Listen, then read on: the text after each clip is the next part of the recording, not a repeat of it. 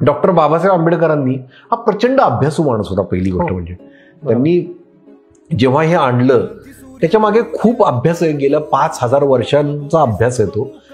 5000 वर्ष काही ठराविक वर्गाला शिक्षणापासून वंचित ठेवलं गेलं होतं. आपण शिक्षण हा एकच मुद्दा घेऊया. अस्पृश्यता वगैरे घेतली ना तर ते खूपच आहे आणखी. म्हणजे त्यांनी पुस्तकं जी लिहिली आहेत डॉक्टर बाबासाहेब आंबेडकरांनी, कराची पेशावर पासून चेन्नई कोचीन पर्यंत अस्पृश्यतेचे चटके भोगावे लागलेली इतकी विदारक चित्रण आहेत ती की आपल्या अंगावर काटा येतं की कशी माणसं जनावरांसारखी आपण वागवलेली आहेत आपल्याच भूमीवर इथं.